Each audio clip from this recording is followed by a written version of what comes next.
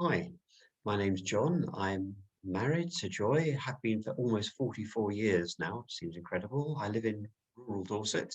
I have two grown-up daughters, and over the last 3 years, I've acquired four grandchildren. Grandchildren. They are fantastic fun. I just wish I could see a little bit more of them at the moment. For most of my working life, I was a secondary school science teacher. I did that till I was about 50, when I realized that actually, probably it was better left to people younger than me with more energy. At which point, my wife and I moved to northern Thailand to work with a small charitable organization right up on the Burmese border. Focus of them, the organization was really working against people trafficking and protecting vulnerable people from the pitfalls that were in that sort of region at the time. I did that for 6 years. When we came back to England, eventually I settled to working for a company called Able to Achieve, which does supplies supported living and uh, day training facilities for adults with learning disabilities and autism. I've really enjoyed that job. It's been great fun, pretty hopeless pay, but great fun. And I've learned such a lot about people, about behavior, all sorts of things in that. I'm also a governor in a special school here in the town where I live, the governor with special responsibilities for safeguarding and the sixth form.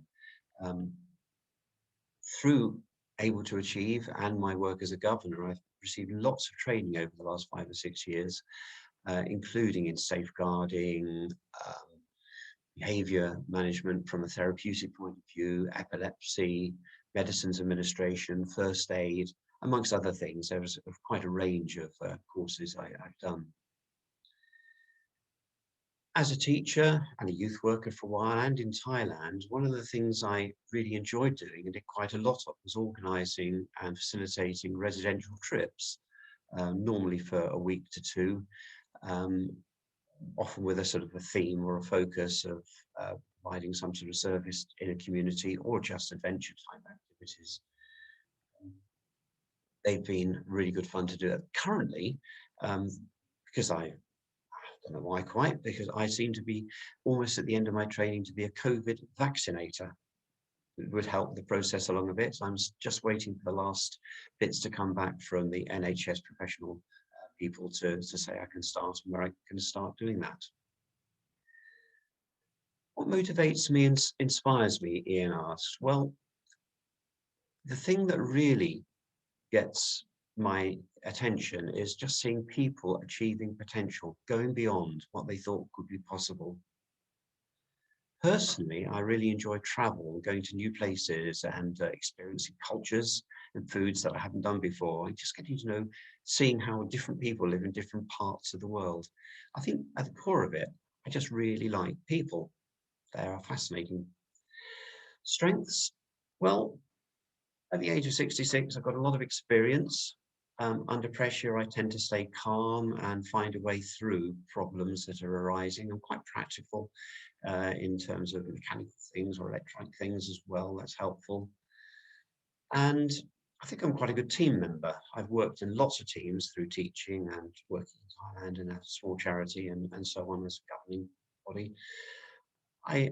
That's sort of something that I enjoy doing, and I think I'm quite good at. I, I, I just love to see the positives in people. Weakness areas, weak areas, or areas where I need some support. Main thing is I still think I'm in my 30s when in fact I'm a lot older than that. So I don't always know when to stop. I often go at things a bit full pelt, and then in the evening I'll sit in the armchair, put the TV on and fall asleep, which my wife finds very annoying, as you can imagine. Still, the reason I love working with Go Beyond is because there's such an enormous sense of being part of a community, part of a family there, where everyone is valued. And it just confirms my belief that people are really amazing, just seeing all these people come together and having such a good time and fitting together with enormous issues to deal with between them sometimes, but it just works. It works really well. Ian also asked if I was left on a desert island somewhere, what three albums, books, and films would I take with me? Well, um, for music, for albums, there would have to be a Beatles album in there somewhere, probably the White Album, maybe Sergeant Pepper. I'd also probably take something classical, probably choral and classical, like Handel's Messiah. The music and the message of the music is just so uplifting. I love it. And I might take some Miles Davis, like Kind of Blue, because there's such a variety in there, and it's really interesting to see the musical ideas develop. For books, I take a book called Scalagrig by Richard Horwood, which explores physical and learning disabilities, people's attitudes to that. It's a book of real hope and redemption, really.